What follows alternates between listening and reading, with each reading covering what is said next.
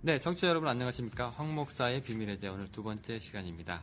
옆에 황승기 목사님 나오셨습니다. 안녕하세요. 안녕하십니까? 네, 목사님, 오늘 우리 얘기해 볼 주제가요. 네, 우리 기독교의 일의 정치 참여인데 6년 전에 예, 대통령 선거 때 우리 하영조 목사가 주일 예배 때 그 이명박 후보 지지 연설 설교 시간에 이제 그 관련해서 그런 메시지를 교인들한테 전달했다고 합니다. 네. 그러니까 기독교에서 이제 대놓고 이제 그 당시 이명박 후보 지지하는 일들이 벌어졌다고 하는데, 오늘 기독교인의 정치 참여에 대해서 얘기를 한번 해보고자 합니다. 네. 그 목사님 그 설교 때, 그 특정 후보 지지 발언 혹시 목사님도 해보셨어요? 저는 해본 적이 없습니다. 그리고 앞으로 할 생각이 없어요. 그러면은 뭐 일단 뭐 나중에 또 자세한 얘기 하겠지만, 기독교인들이 그러면 화영조 목사 같이 이렇게 얘기하는 거 어떻게 생각하세요? 저는 별 문제가 없다고 생각을 합니다. 그건 그냥 개 교회에서 알아서 할 문제고 또 신앙적으로도 별 문제가 없지 싶습니다. 근데 신앙적이라는 게요. 이게 개인 신앙을 갖고 있는 거 자기가 이제 뭐 몇 번을 찍는다거나 하는 건 뭐 개인 문제라서 상관이 없는데. 이게 이제 이 큰 교회 목사님 아닙니까? 그 많은 교인들이 듣고 있고. 또 실제로 이제 선거법도 위반 사례가 있어요. 시기적으로 좋지가 않아가지고. 그렇게 되면은 조금 이거 약간 문제가 있는 거 아닐까요? 선거운동을 시작할 수 있는 선거운동을 할 수 있는 기간이 정해져 있죠. 그것을 위반했어요. 당시 하영조 목사께서.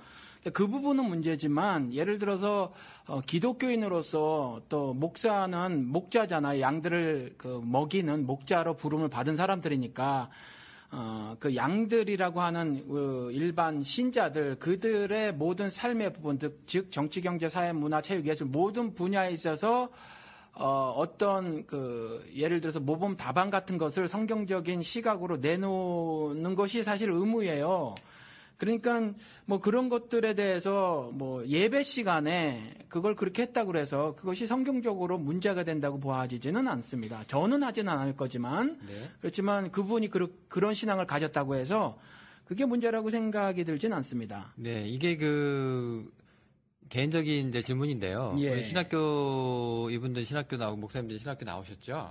그 설교학이라든가 그다음에 여러 가지 이제 신학교에서 이제 커리큘럼 들으실 때 이제 교인들한테 이제 설교 때 이제 이런 자기 특정 주 후보 지지 연설이라든가 자기의 정치적인 이제 선호를 교인들한테 얘기하는 거가 그렇게 좋은 거라고 우리가 배우지는 않을 것 같은데 그런데도 문제가 없다고 생각을 하시는 거죠? 그건 설교학에서 말하는 거죠. 설교학은 일종의 말을 어떻게 잘 전달하는가를 가르치는 과목이잖아요. 그러니까 어떻게 주제를 뽑아내고 그다음에 어떻게 introduction 그러니까 서문을 결정할 것이며 그다음에 본문은 어떻게 세워나갈 것이며 결론은 어떻게 지을 것이냐 뭐 이런 거 가르치는 거잖아요. 그러니까 거기에 위반이 된다고 해서 신앙적 그 원리 그러니까 어떻게 말을 할 것이냐 어떻게 설교를 할 것이냐의 그 원칙에 뭐 위반이 된다고 해서 그것이 신앙적으로 위반이 된다고 하는 거는 아니죠. 그러니까 제가 이제 설교학 얘기도 제가 드렸지만은 그게 이제 기술적인 얘기가 아니라 이제 신학교에서 배울 때 이제 모든 설교에는 이제 예수의 메시지가 우선적이어야 하고 그 외에 이제 다른 것들은 이제 지양해야 된다고 보통 이제 교수들이 그렇게 가르치지 않느냐 그런 의미에서 보면은 자기의 이제 개인적인 정치 성향을 선호도를 이렇게 교인들한테 얘기를 하는 게 그 순간만큼은 이제 예수의 메시지가 가려지는 거 아닌가? 뭐 이렇게도 생각할 수 있는 거 아니겠습니까? 그러니까 만약에 자기 개인적인 그 정치적 성향을 드러낸 거라면 뭐 문제가 좀 있을 수도 있겠죠. 그런데 이걸 제가 왜 신앙적으로 문제가 없다고 보느냐 하면 제가 몰라요. 하영조 목사의 속마음을 모른다라는 거죠. 그래서 원론적으로 목사의 역할에 있어서 그 신자들의 삶의 모든 영역, 모든 부분에 대해서 사실은 성경을 근거로 해서 말을 전하는 것은 당연하다라는 거죠. 거기에 신자들의 정치적인 삶도 당연히 포함이 되어져야 한다라는 거죠. 그래서 만약에 모르잖아요. 하영조 목사의 그 속마음을. 그러니까 그분이 정말 신자들의 자기 교인들의 정치적인 삶에 대해서 어떤 성경적인 기준점을 제시하기 위해서 그리고 그것들에 대한 구체적인 예가 이명박 후보다라고 생각을 해서 그렇게 말을 했는지 아닌지를 모르잖아요. 만약에 그런 거라면 문제가 없다라는 거죠. 네, 그 조금 더 심하게 발언하신 분이 있는데, 예. 그 전광훈 목사, 네, 이명박 장로 찍지 않으면 생명책에서 지우겠다 뭐 이렇게 발언했다고 합니다. 저도 그 유튜브 영상을 한번 본 것 같은데, 네, 이 발언은 어떻습니까? 그 발언은 참 슬픈 이야기예요. 그 발언이 뭐가 슬프냐면 그 발언을 할 수 있다는 그거 자체가, 그러니까 할 수 있는 분위기라는 거, 그런 발언을 감히 할 수 없어야 하는데 그런 발언을 할 수 있다는 게 우리 기독교계가 그게 슬픈 거고요. 그 다음에 코미디죠. 자기가 뭐라고 생명책에서 지우고 말고 합니까? 자기가 하나님이에요. 그건 말이 되질 않습니다. 네, 그러면은 이제 우리 이 문제 이제 저희가 계속 얘기하면서 우리 먼저 기독교 정당 우리 얘기를 안 할 수가 없거든요. 우리 그 보통 평신도들이 정치 참여, 기독교인의 이제 정치 참여라고 먼저 생각하게 되면은 제일 먼저 떠오르는 건 이제 기독교 정당 얘기가 될 것 같아요. 그렇죠. 이게 이제 그냥 설교 시간에 이제 누구를 찍읍시다라는 얘기를 넘어서서 아예 이제 목사님들이 사회적으로 영향력을 행사하려고 이제 이렇게 이제 권력 지향적인 이런 이제 행동을 하시는 건데 이거 바람직한지 이게 필요한 건지 한번 제가 여쭤보고 싶은 것들이 있어요. 그게 먼저 2003년쯤으로 알고 있는데 이제 수도권 인구 37%가 이제 기독교인이라는 통계 자료를 가지고 당시 이제 김중곤 목사하고 조영기 목사 등이 이제 이런 정당 창당 이제 선언을 했던 것 같아요. 결국 이제 참패했죠. 당시에 이제 여론조사도 좋지 않았는데 그 어떻게 기독교 정당 설립하는 거 어떻게 생각하세요? 그러니까 그 이후에도 이제 계속 참패를 했어요. 외국의 경우는 뭐 독일 같은 경우는 기독교 정당이 성공을 거두고 있는 경우가 있죠. 독일 같은 경우. 1994년도에 집권하기도 했어요. 그러니까 그런 경우도 있는데 우리나라 같은 경우는 조금 전에 영호 씨가 말한 것처럼 뭐 권력을 지향하고 그냥 권력에 탐이 난 거죠. 권력 지향이라는 멋있는 말을 쓰긴 했지만 권력이 탐이 난 거예요. 뭐 그런 것 때문이라면 사실 문제가 있습니다. 그런 것 때문에 문제가 있고 기독교 정당은 온전히 하나님의 사랑을 세상에 드러내는 것이 목적이 되면 사실 기독교 정당도 바람직하다라고 생각을 합니다. 바람직하다고 보시는 거예요? 기독교 정당이. 그러니까 신앙인으로서 올바른 모습으로 정당을 하겠다라는 거라면 막을 이유가 없습니다. 오히려 적극 추천할 만한 일이라고 생각을 합니다. 근데 이 기독교 정당이 이제 이 사람들이 처음에 이제 창당하면서 내세웠던 이 기치가 뭐였냐면은 이제 한국 사회가 좌익으로 가는 것을 막고 이제 이슬람, 스쿠크법 그리고 불교의 자연공원법 이런 거 지금 저지해야 된다. 이런 거거든요. 이런 문제는 어떠세요? 그러니까 조금 전에 말씀드린 것처럼 하나님의 사랑을 세상에 구체적으로 드러낸다라는 차원에서 기독교 정당을, 그러니까 정치를 통해서 그것을 드러낸다, 그것을 실천한다, 구체화한다는 측면에서 기독교 정당을 하는 거라면 모르는데, 저도 뉴스앤조이 기사를 보았거든요. 예를 들어서 기독교 사랑 실천당의 그 대표는 민승이라는 분이 대표인데, 그분이 그렇게 말을 했더라고요. 과거 유교와 불교가 지배했다. 이제 기독교인들이 힘을 모아 천년 정당을 만들자. 이게 정당 설립 취지예요. 이러면 이건 세를 한번 확보하고 유지해서 권세를 누려보자 이 말이잖아요. 그러니까 이런 설립 취지는 앞에 아무리 기독교를 붙였어도 기독교 정당이라는 이름만 기독교 정당이지 기독교 설립 취지로서 기독교인의 그 어떤 정신이 전혀 들어있지 않다라는 거죠. 그래서 이런 것들은 문제예요. 뭐 또 하나 기독교 사랑 실천당 이거 말고 또 하나 있었죠. 기독자유민주당 여기서도 또 그랬다는 거죠. 한국 교회는 국회 진출에 나라가 좌익으로 기우는 것을 막아야 한다. 이렇게 말을 했다는데 좌익으로 기우는 걸 막아야 한다. 이것도 사실 진영 논리에 함몰되어진 거죠. 이건 기독교 신앙하고 전혀 관계가 없어요. 우익으로 기우는 건 적극 장려해야 한다는 말인지. 아무튼 이런 식의 기독교 정당은 설립 취지가 반기독교적이라서 문제예요. 그러니까 기독교인들이 정당 만드는 것 자체는 원론적으로 문제가 없지만 기독교 정당을 만들 때 설립하는 이 설립 취지가 이와 같이 극히 세속적이어서는 사실 문제라는 거죠. 네, 그 세속적이라고 이제 말씀을 하셨는데요. 예. 이게 그 흔히 말하는 우리가 보수적인 교회 목사님들의 생각이 예. 이제 좌익과 이제 뭐 진보 그다음에 이제 우파와 보수 뭐 이렇게 우리가 한국 사회가 이제 이렇게 간략하게 나눠지는데요. 네.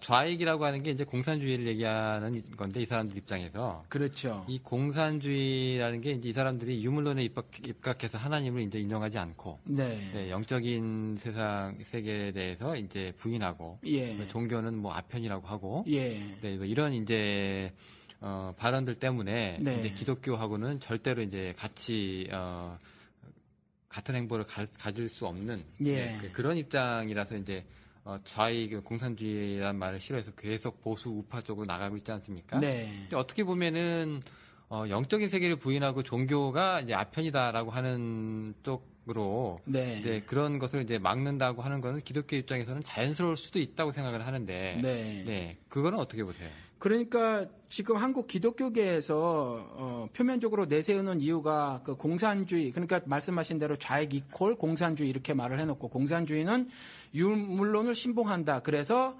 반대한다라는 건데 저는 철학을 몰라요. 철학을 잘 모르지만 뭐 그걸 공부한 사람도 아니고 그런데 참 그 말이 웃기는 것이 유물론의 반대말은 유심론이잖아요. 마음신자를 써서 그러니까 모든 것의 근본은 정신이나 마음이다라는 거죠. 유물론을 반대하려면 기독교인들은 하나님을 신으로 섬기는 유신론자가 아니라 유심론자, 즉 정신이 모든 것의 근본이다. 그걸 택해야 옳지요. 유물론을 반대하려면 유물론의 반대는 유심론이니까 유신론, 신이 아니라 마음심자 심론이니까 그러면 그래야 하는 것이 옳다라는 거죠.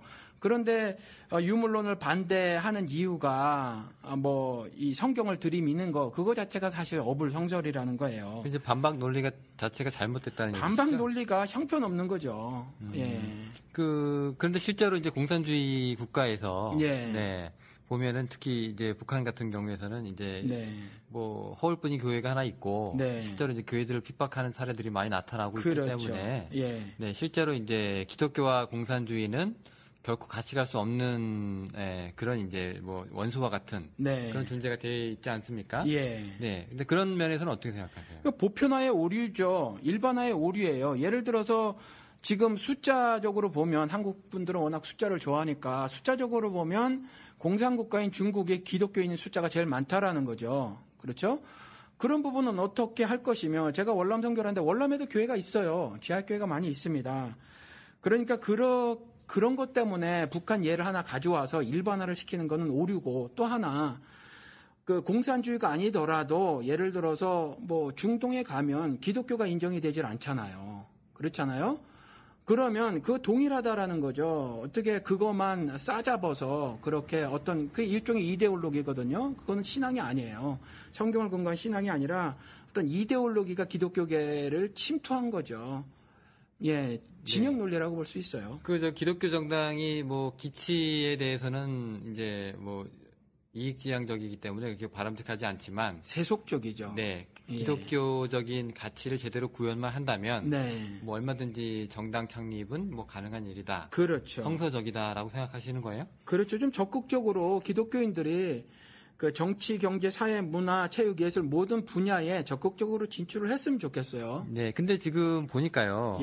지금 뉴스엔조이하고 갓피플 여론조사 이 상당 무렵에 네, 이 여론조사 결과가 있는데 이제 실제로 이제 크리스찬들은 이제 86% 기독당 설립에 대해서 반대를 했어요. 네, 근데 목사님은 그게 이제 정신만 오르면 괜찮다고 하셨고 이 사람 성신도들은 지금 뭐 86%가 지금 반대를 하고 있는 얘기인데 이 시각 차이가 좀 있거든요. 예, 그러니까 저의 대답은 뭐 좀 이상적이라고 느끼실 수도 있을 거예요. 그러니까 원론적인 대답을 한 거고요.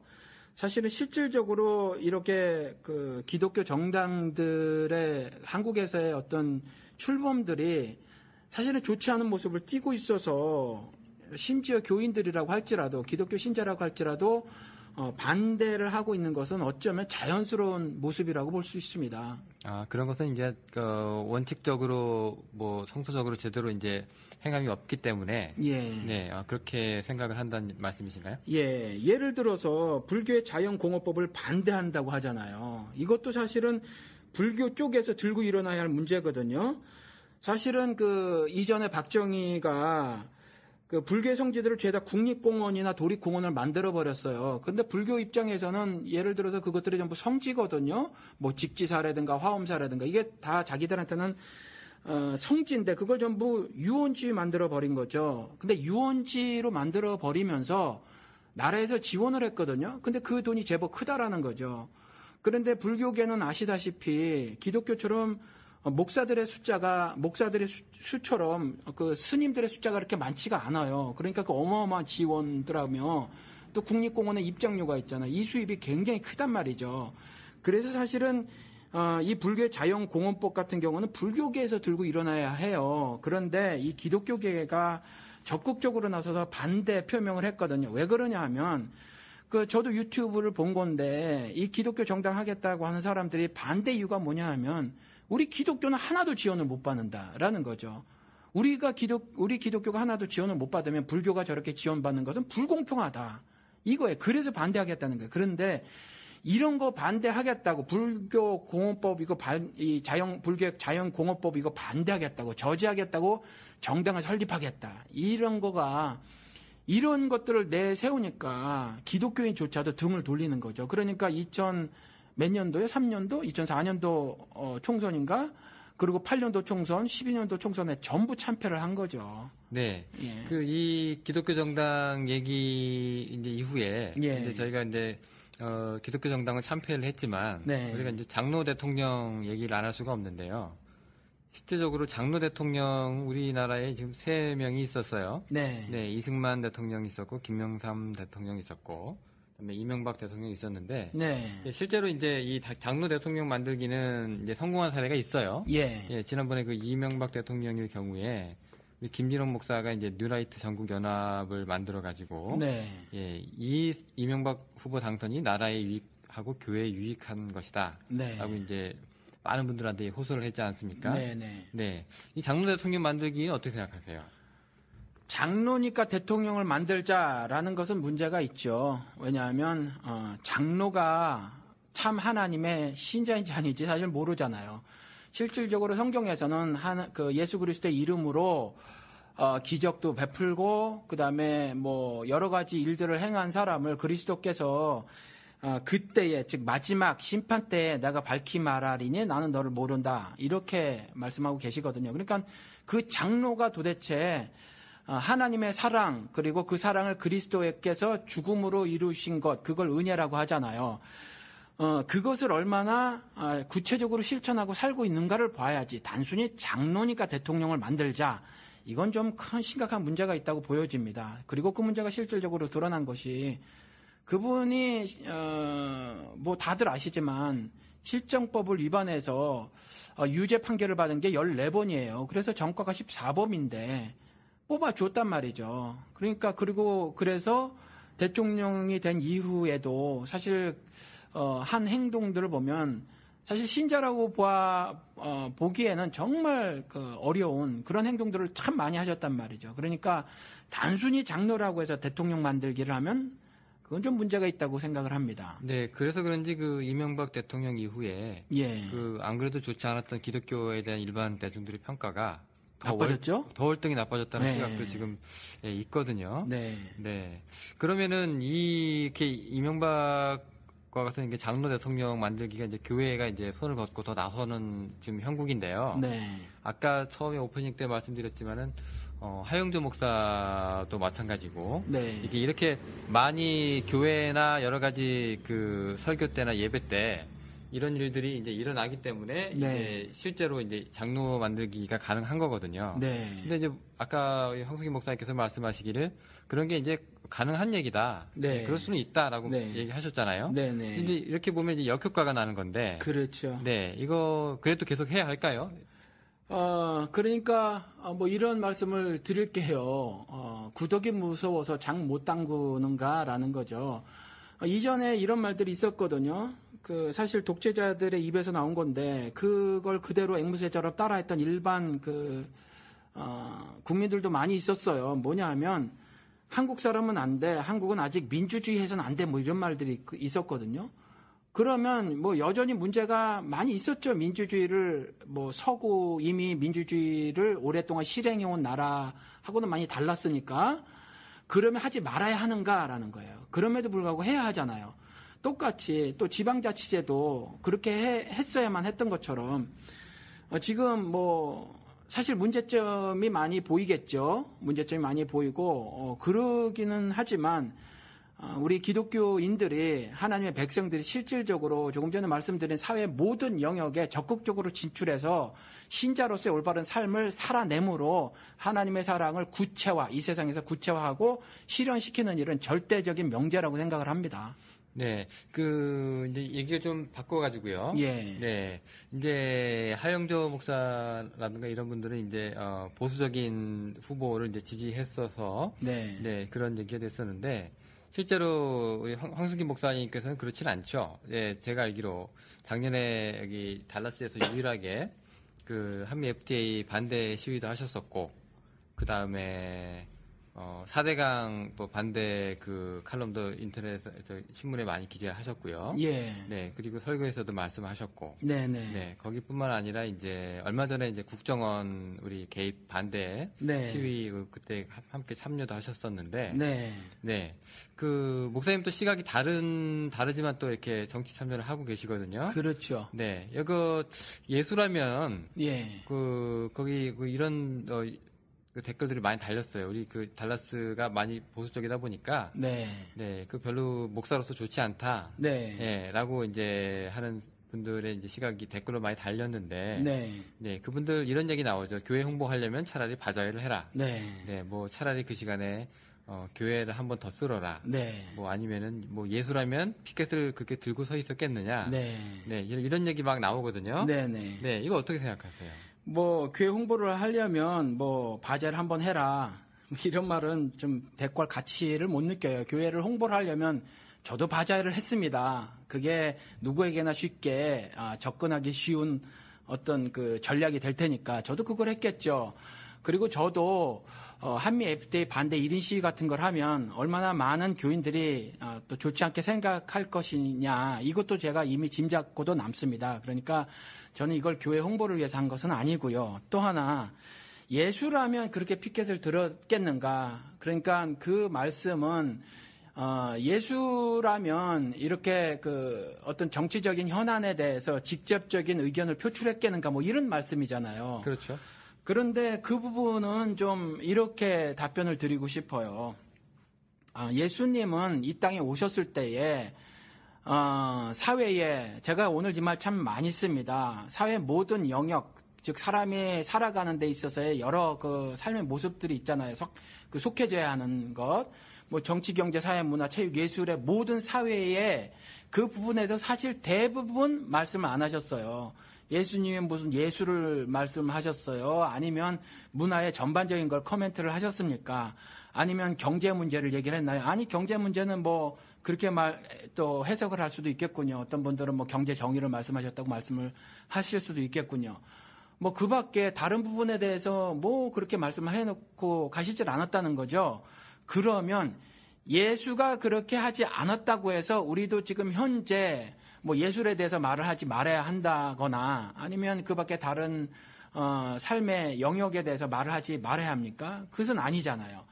그러니까 예수님의 정신을 알아야 해요. 예수님께서는 이 땅에 오셔서 헐벗은 자, 굶주린 자, 옥에 갇힌 자 그들을 돌보는 것이 나를 섬기는 거라고 했거든요.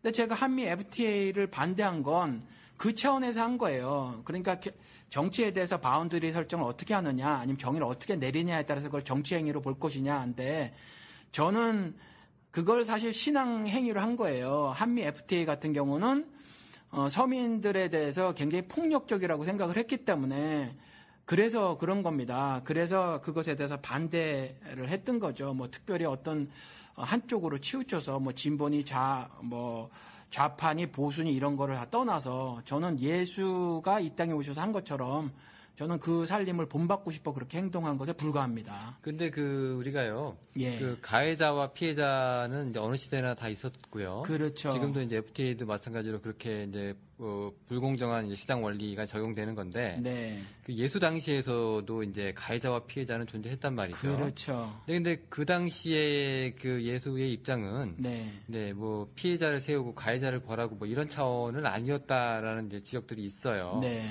네. 그런 부분 어떻게 생각하세요? 그러니까 가해자 피해자 차원이 아니라 의로우냐 불의하냐 차원이죠. 그런데 이제 굳이 예수님께서 그렇게 하진 않으셨다고 해도 성경 전체에서 여러 구절에 걸쳐서 그런 말들은 하고 있어요. 예를 들어서 부자가 가난한 자를 재판정에 끌고 간다라는 야고보서 구절이 있고 또 그 밖에 뭐 다른 데서도 여러 구절들이 있어요. 그래서 어떤 힘을 가진 뭐 절대 권력을 가진 사람들이 그 사회 약자들에게 악행을 저지르는 것에 대해서 하나님께서 심판의 메시지를, 경고의 메시지를 전달하는 구절들이 꽤 많이 있거든요.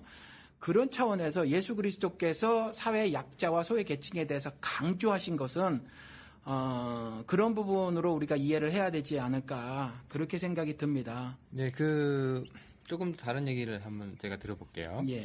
예수는 메시아이신데 이게 이제 영적인 메시아, 영적인 일에 영적인 메시지를 전하러 오신 분이다. 네. 그러니까 여기 오셔가지고 이제 뭐 로마 제국의 뭐 이스라엘 지배라든가 뭐 로마 제국의 폭정이라든가 네, 이런 문제에 그렇게 크게 관심을 보이시거나 거기에 대해서 우리가 항거해야 된다고 말씀하신 것이 아니라 이제 인간의 본질적인 구원의 문제라든가 그 다음에 아니면은 이제 하나님 나라에 어떻게 이제 이 땅에 설 것인가의 문제라든가 뭐 그다음에 제자를 양육하시고 뭐 이런 문제들에 대해서 예수께서 이제 더 관심을 가지셨다는 시각이 있거든요.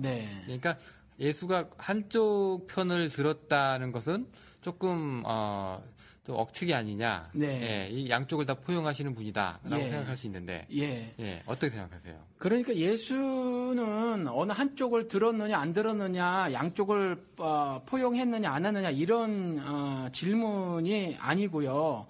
아예 그런 편 자체가 없었다는 거예요. 그런 편 자체가. 그러니까 지금 사람들이 나눠놓고 특히 한국 기독교계에서 아주 정말 심하게 하는 경우가 그 경우인데 편가르기를 하잖아요. 진영 논리거든요. 어느 편이냐, 이 편이냐, 저 편이냐. 예수는 아예 그런 것이 없었다는 거죠. 그래서 악행을 저지르는가 저지르지 않는가. 악행을 저지른 자조차도 돌이켜라라는 거죠. 그 악행으로부터 돌이켜라. 그러면 내가 용서하마라는 거거든요. 그러니까 용서도 마찬가지예요. 하나님께서 하지 않을 용서를 우리가 쉽게 해서는 안 되는 거거든요. 그러니까 예수는 뭐 어느 편 양편을 수용했다라기보다 아예 편가르기 절차를 하지 않으셨다라는 거죠. 그 예수가 편가르기를 이제 하지 않으셨다고 하셨는데요. 실제로 보면은 예수의 그 생애를 이제 복음서를 통해서 보면은 분명히 호불호가 갈리는 메시지를 전하셨고, 그리고 또 그런 행동을 했거든요. 분명히 한쪽에서는 굉장히 환영을 받고, 한쪽에서는 굉장히 미움을 받고, 모함을 받고, 이제 거의 죽기까지 했잖아요. 근데 이게 양쪽을 편가르지 않았다고 하면서 이렇게 호불호가 분명하게 나타나는 것 자체가 이해가 좀 안 되거든요.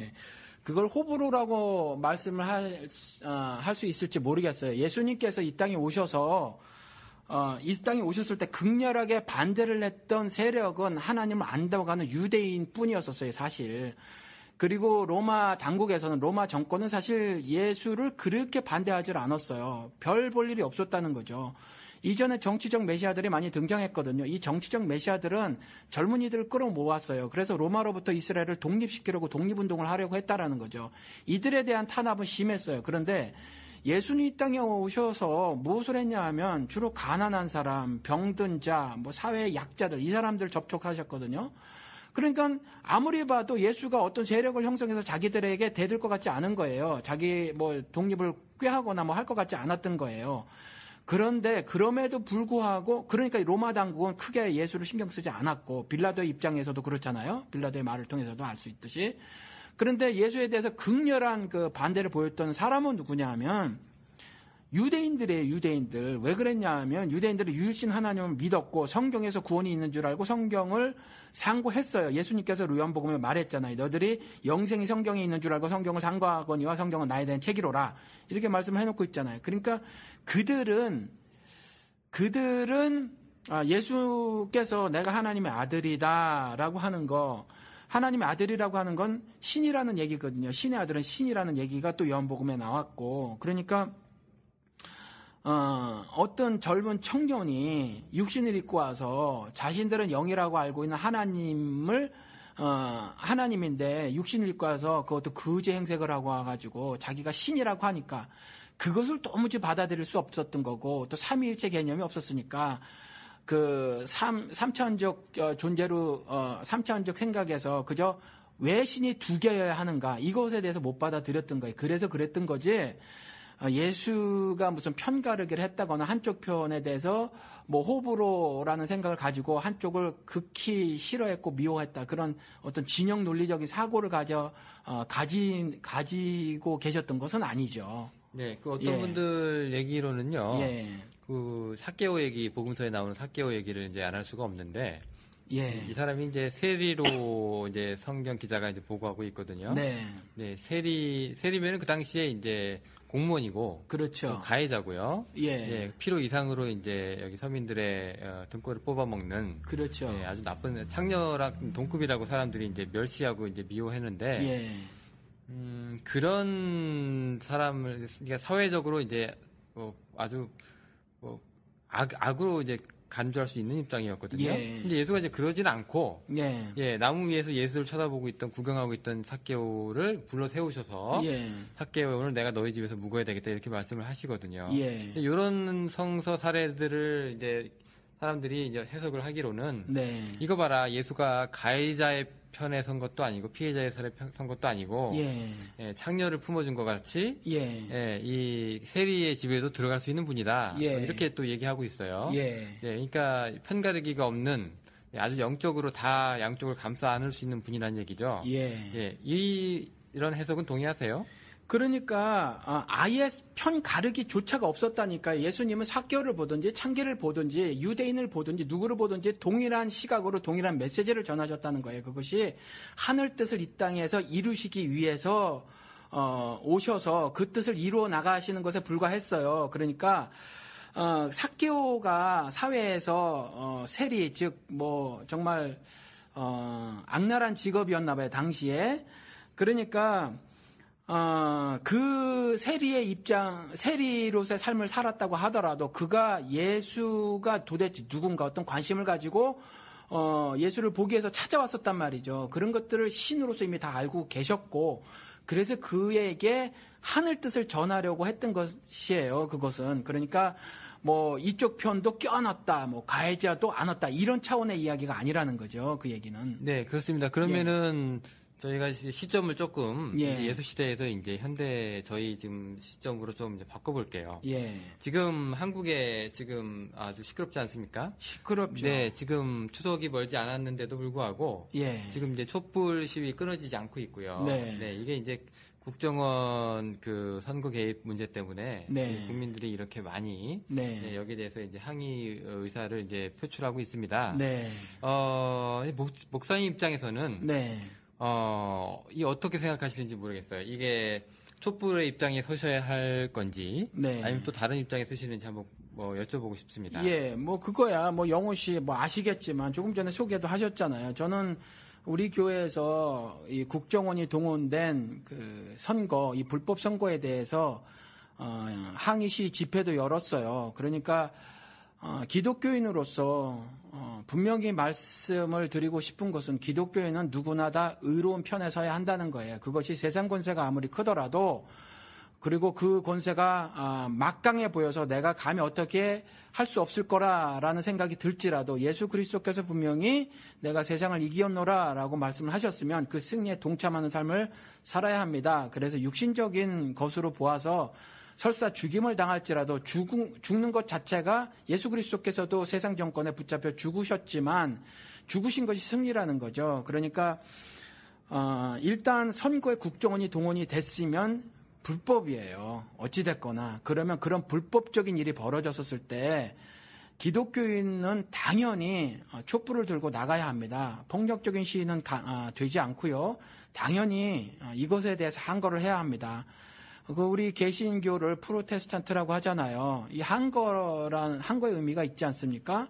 아닌 건 아니라고 말할 줄 아는 사람들이 기독교인이라는 거죠. 그러니까 당연하게 우리 조국 한국에서 대한민국에서 그것도 나라의 최고의 수장을 뽑는 그 선거에서 불법이 자행됐다면 그것에 대해서는 반드시 짚고 넘어가야 한다고 생각을 합니다. 기독교 신자라면. 네, 아주 단편적으로 제가 그런 말씀을 드리면 예. 그 예수 이 자리에 촛불의 자리에 서는 것이 예수의 편에 서는 것인가? 네. 이렇게 제가 다르게 물어보게 해요. 네. 그러면은 촛불의 자리에 서는 것이 예수의 편에 서는 것인가? 이렇게 생각하신 건가요? 예, 그렇습니다. 당연히 그렇게 기독교인이라면 그런 삶을 살아줘야 한다라는 거죠. 네, 근데 예. 그 반대편의 입장을 들어보면은요. 네. 네, 이게 이제 최근 뭐 여러 가지 이슈들도 있지만 이게 이제 공산주의와 연결시키는 뭐 종북 얘기도 나오고. 네. 네, 그런 이제 모함까지 받으면서 이제 촛불 집회를 지금 하고 있지 않습니까? 네. 네, 그러면 그 반대쪽에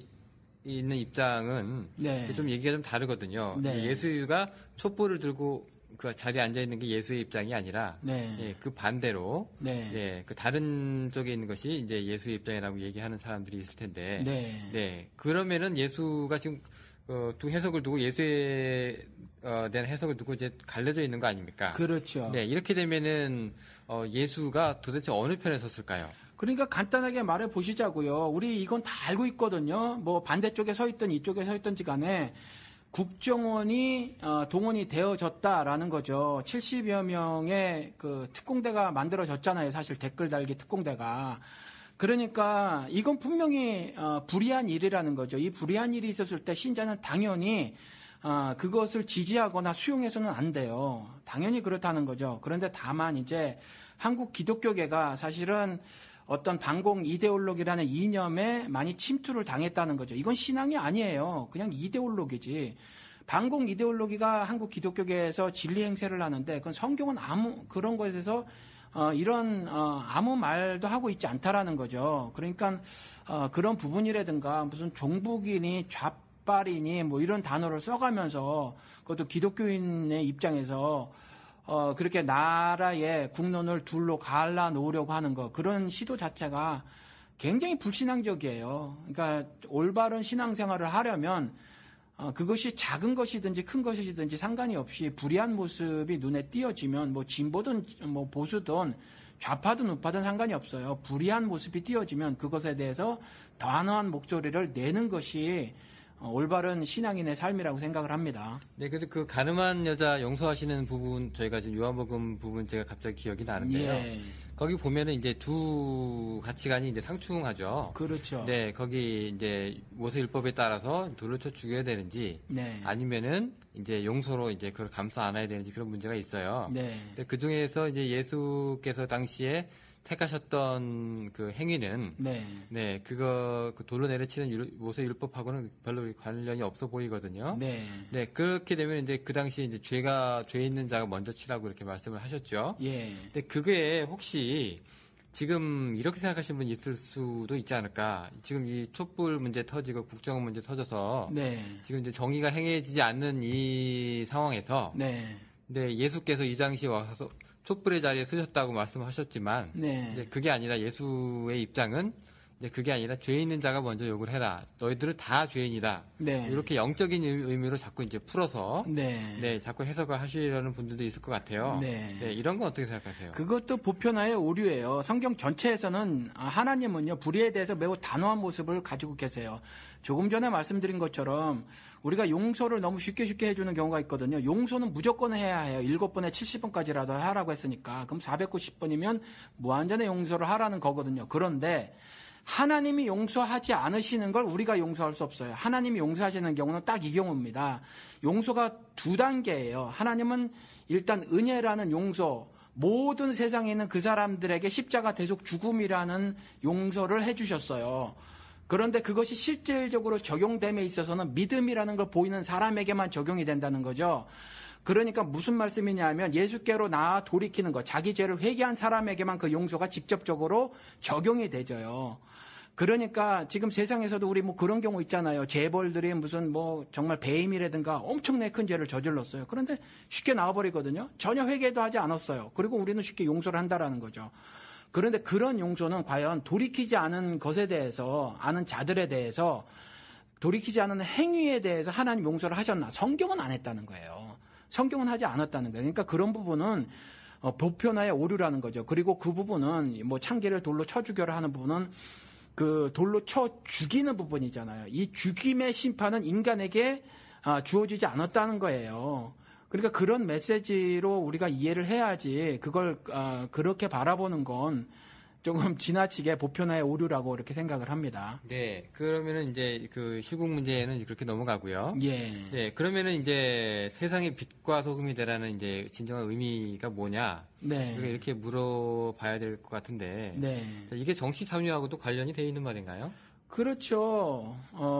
그러니까 자꾸 말씀을 드려야 하는데 정치, 경제, 사회, 문화, 체육, 예술, 삶의 모든 영역에 있어서 기독교인들은 올바른 삶을 살아줘야 하는 거죠. 그러니까 거룩한, 세상과 구별된, 세속적이지 않은 모습을 살아내야 하는 거예요. 그게 빛과 소금의 역할을 감당하는 거죠. 성경을 통해서 하나님이 강조하신 거는 그중에 제일은 사랑이라고 말씀을 하셨는데, 이 사랑이 어떤 모습을 띠고 있는 거냐면, 어떤 성격, 어떤 색깔을 띠고 있는 거냐 하면 의의 색깔을 띠고 있는 거예요. 천하보다도 귀하다고 하는 우리 인간보다 더 귀하게 여긴 것은 하나님은 자신의 의예요. 그래서 에덴 동산에서 단 하나의 불순종 때문에 하나님은 자신의 의를 상징하고 있는 그 선악과 나무를 지키시고 영생을 상징하고 있는 그 생명나무를 지키시고요. 사람을 차라리 낙원에서 내쫓으신 거거든요. 그러니까 이 땅에 살면서 신자들은, 성도들은 하늘 그 뜻을 담아내서 사회의 각 분야에서, 우리 삶의 모든 영역에서 빛과 소금, 즉 거룩함, 의, 그 모습을 드러내며 살아야 한다라는 거죠. 네, 그러면은 예. 지금 이 국정원 문제도 있고요. 예. 여러 가지 우리가 사회적으로 네. 목소리를 좀 많이 내야 될 부분들이 있는데, 그렇죠. 요즘 시국적인 상황에서 볼 때 네. 우리가 이제 빛과 소금이 되려면 어떻게 해야 됩니까?라고 이제 물어볼 수가 있겠는데요. 네. 목사님 입장에서는 우리가 어떤 일을 해야 빛과 소금이 되는 성경 구절을 우리가 지키고 있는 것일까요? 제가 뭐 삶의 모든 부분을 다 하나하나 예를 들어서 말씀을 드릴 수는 없어요. 또 제 경험도 일천하고 해서. 그런데 분명한 건 모든 하나님의 백성이라고 스스로 믿고 있는 분들은 성경을 펴놓고, 하나님 말씀을 펴놓고 스스로 한번 좀 점검해 보시기 바랍니다.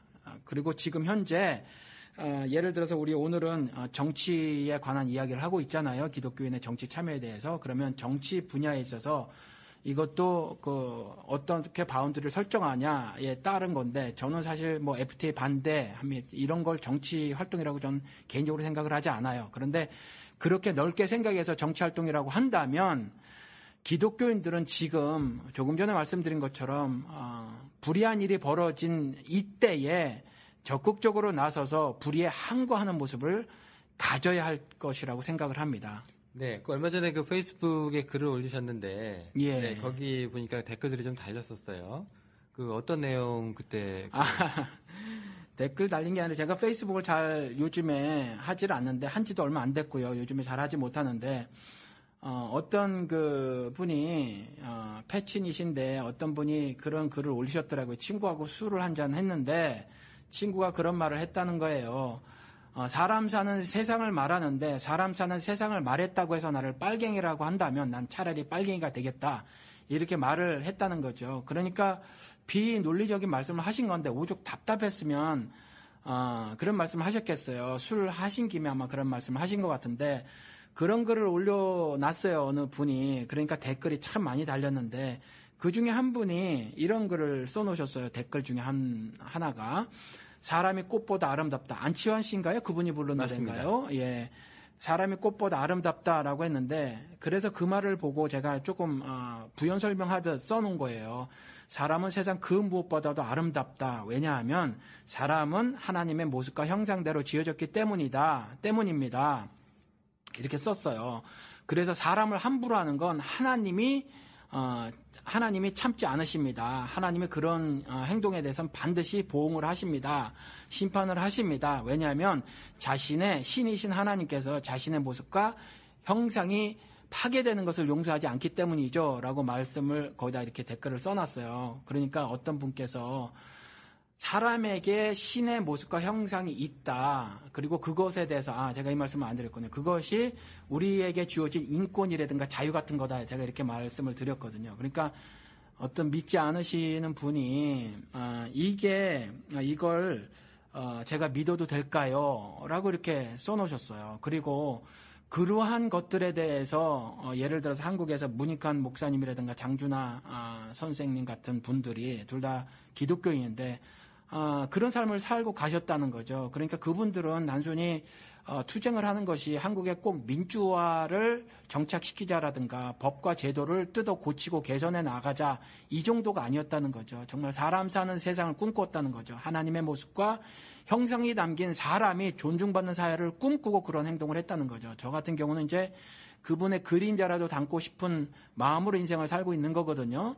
그러니까 모든 기독교인들은 이와 같이 하나님의 형상과 모습이 담겨져 있는 우리 인간들이 존중받는 그러한 것들을 추구하는 사회, 그리고 그러한 사회를 만들려고 애를 쓰는 것이 신앙인의 삶, 신자의 삶이라고 생각을 해요. 그러니까 지금 이와 같은 때에 정말 어찌 겉모습으로 보면 너희들이 왜 정치에 왈가왈부하느냐 뭐 이런 말들을 할 수 있지만 사실은 그것이 좀 더 본질적으로 보면 신자들의 바른 삶의 모습이다 이렇게 말씀을 드릴 수 있죠. 네, 알겠습니다. 그 목사님 말씀 들어보니까 그 댓글 또 생각이 나는데, 네, 그 남을 위해서도 없고 교회 앞마당 한 번 더 쓰는 거 중요한 문제지만, 네, 또 실제적으로 우리가 이제 성경이 뭐라고 얘기를 하는지에 대해서 우리가 심도 있게 생각을 해보고, 그 뜻대로 우리가 이 세상에서 예수살이를 하는 게, 네, 과연 얼마나 의미가 있는 것인가 저희가 알 수 있을 것 같아요. 네. 알겠습니다. 그럼 오늘 말씀해 주셔서 너무 감사드리고요. 네, 저희는 다음 주에 또 다른 주제로 청취자 여러분들 찾아뵙도록 하겠습니다. 감사합니다. 감사합니다.